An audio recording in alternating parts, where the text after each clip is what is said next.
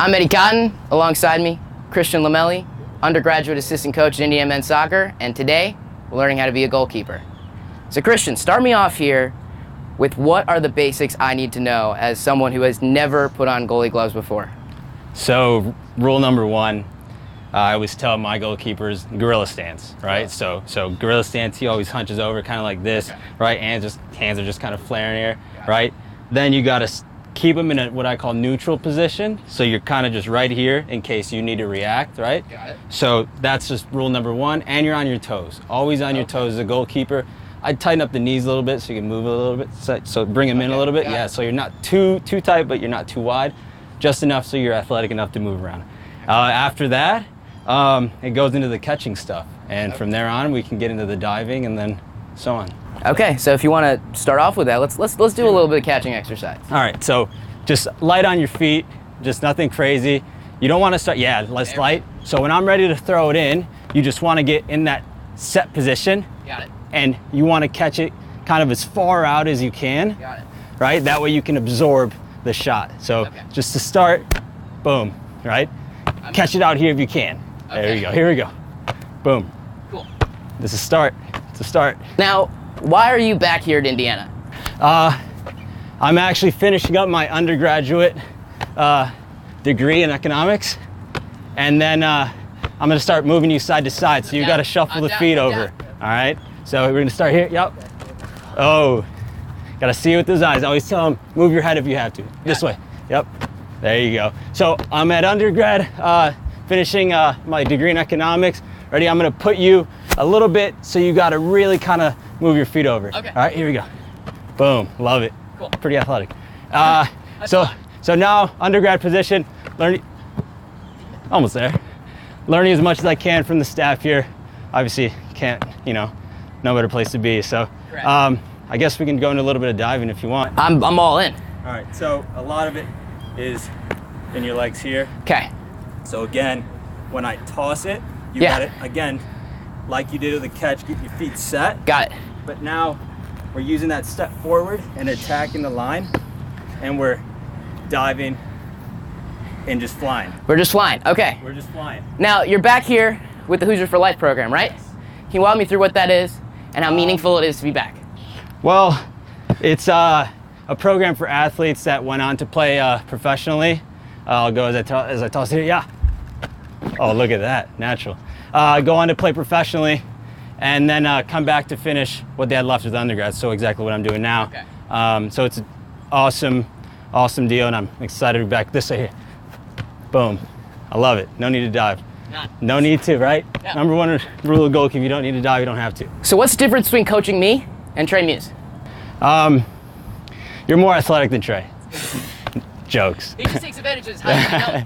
No, Trey's special goalkeeper, and I'm really lucky to be around him. Ready? Here we go. A little further. All right.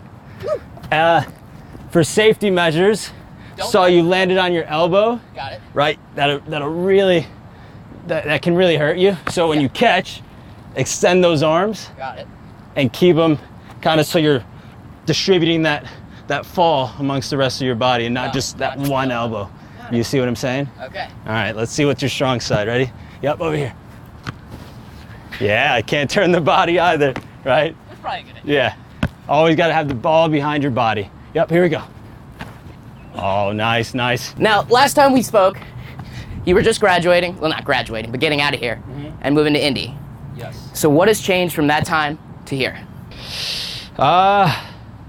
Just the transition from it being so fast from going to college to playing my year at Indy 11, and then transitioning back to college and leaving the school stuff and all that.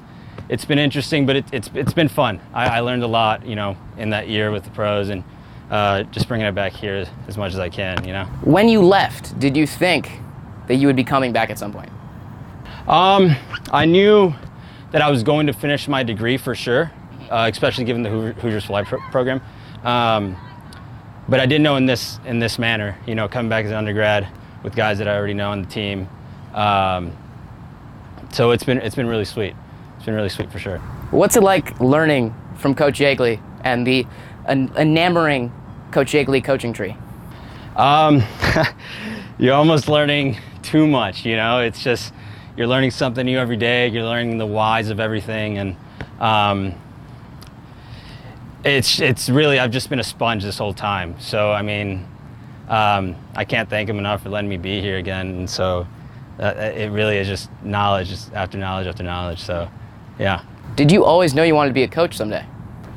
I knew I wanted to play professionally as long as I could, but that didn't go out as planned, which is fine. But I really do have a passion for the game, and I knew I wanted to give back, you know, to it in whatever way that I could. And I did it with individual trainings and private trainings, and now on a larger scale, doing club coaching and then now here. So yeah, I mean, kind of yes and no.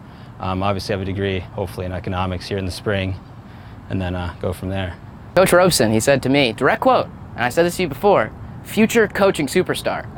So what do you think kind of quantifies that sentiment? Why is he saying that? Roby's a really nice guy. But no, I mean, that's a compliment. I mean, I'm passionate about it.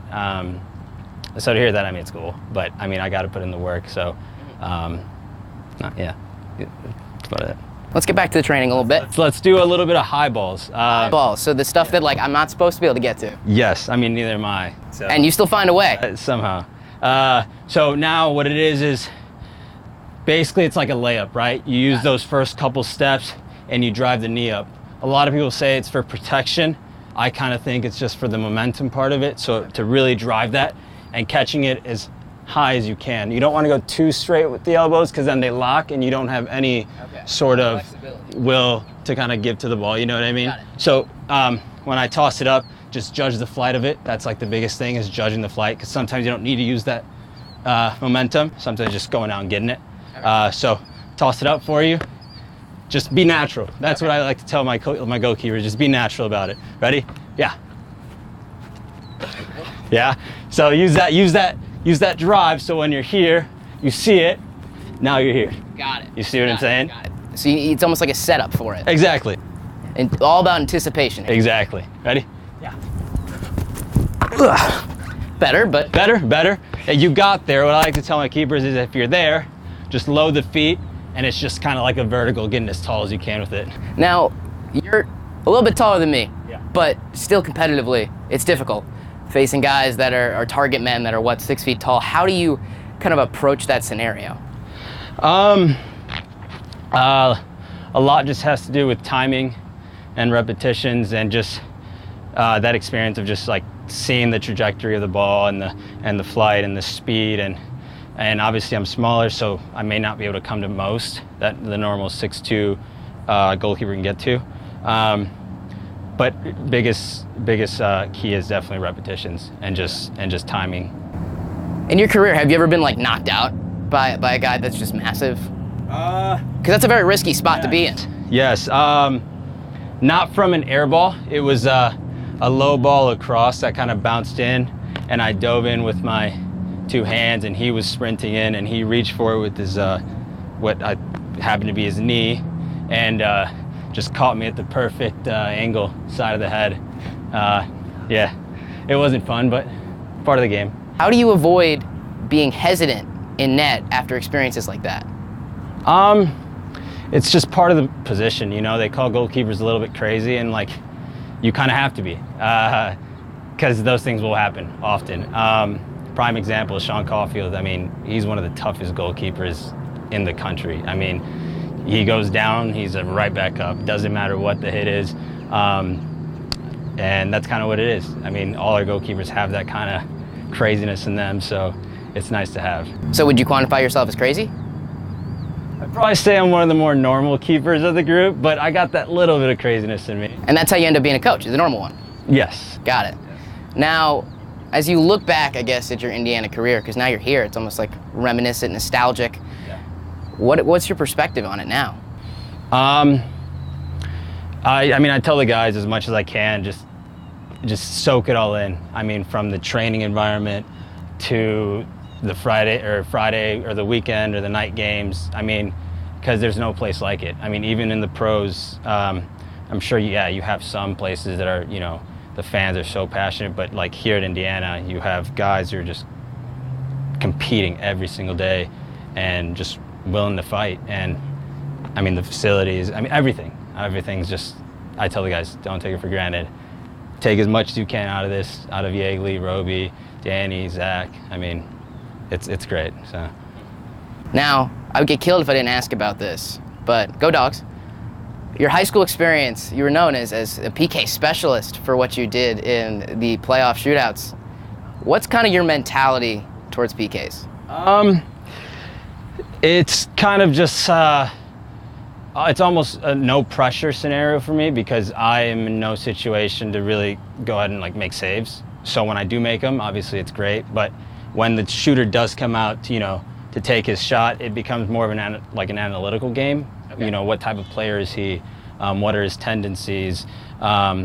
Specifically when we played Maryland in the Big Ten tournament, before the game had even started, one of their midfielders had a natural tendency of opening up at the very last second, and he did it once or twice, I don't remember, but when he went up to take the shot, I was ready, and I obviously took my chances, and it worked out.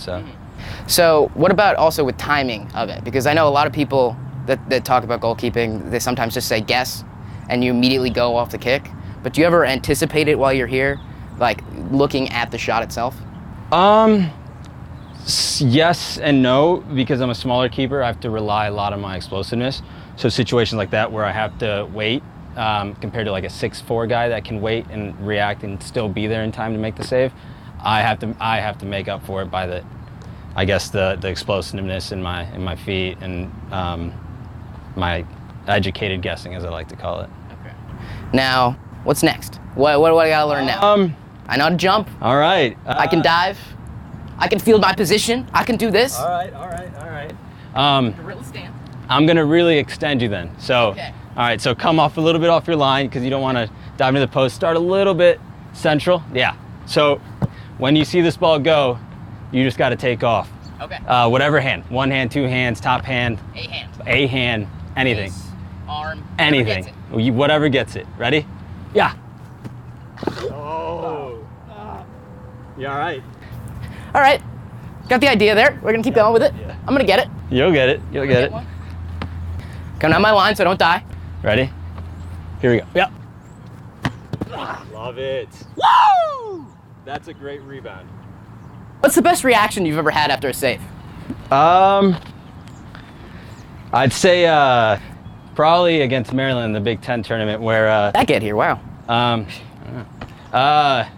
I was so excited because I just made the first save, but I didn't want to get too excited, so I just gave myself just a good old fist bump just to myself. That's about it. I don't really get too crazy with it. So.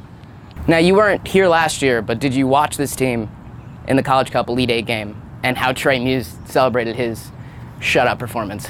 The Eaton. Yeah, I did. I followed them a lot. So that was great to see them. Interesting celebration choice. I'm sure there's some sort of inside joke, but He just tells the team to feed him. But he's a very soft-spoken guy, so it kind of caught me off guard. Yeah, I agree. What does that do if you're the opponent facing up against Trey Muse? First shot, he saves it, and he does a little bit of this. How do you feel? I can't imagine. I mean, I've taken a few shots in high school, but at that level, I'm sure the pressure almost triples. You know what I mean? I really don't know, but I know the guys were probably nervous, and it obviously showed when Trey made the one other save. I think he had 3, right? Yeah. He had 3, yeah. So I mean, the pressure just grows every time, and the momentum for your teammates grows even more, and then for yourself, the confidence. So for him to do that so early on is just a big help for the guys. Now to track back to what we were talking about before with the fact that you are a future goalkeeping coach, superstar, or any kind of coach, however you want to do it, have you started to think about where you're heading later in your career and what the dream is? I haven't thought too far ahead. I just know that, down the road, whether it be with Goalkeeper specifically or just like a head coaching job, just kind of just do the best of wherever I end up. And then if that ends up being at Barcelona or down the street at Cutter's, it's just about the grind and the hustle, the grit, and just just working towards the next goal. So maybe after this, maybe MLS. After that, who knows? But just setting goals, at least in your mind, to know where you want to be. What's your favorite part about coaching? The players. You just seeing the guys, the energy they bring, the personalities. It's fun. I mean, you look forward to it every day. I mean, I spend time in the office with the staff, and I mean, the best part of the day is coming out here and not having to deal with the office work stuff. So, yeah, definitely the guys, for sure. Now, lastly, I'll ask you, you see these guys, and we cover the team here. Yeah. You see them in practice, you see them at the games. How good do you think this Indiana Hoosiers team is? It's a special team. I mean, every year at Indiana is special, but I mean, these guys, I mean, we're doing extremely well over these last, stretch of games, and every day you kind of see it becoming better and better and better, and we just kind of continue, just keeps on building on itself, and then come tournament time, whether it be Big Ten or NCAA, there's a trophy at the end of the tunnel, Now, I asked you all the questions I need, but is there any last thing I need to know before I'm a goalkeeping superstar? You want to take a PK?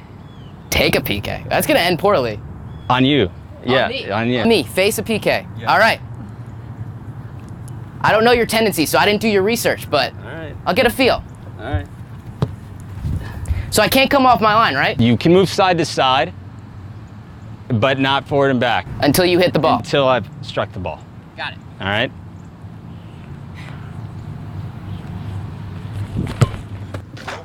Very close. One more. Give me one more. One more. I ain't done. I ain't done. All right. Ugh. All right. Ready. Nope. Ugh. All right, maybe I'm done. Yes, I try to give you I know. my hips at least to show you where I was projecting my shot. Yeah, but and it's hard. It's a difficult job, but you don't have cleats either, so you couldn't really plant, always coming up for excuses for me. But this is great, man. Thank you. man, absolutely. Thank you. Pleasure. Pleasure.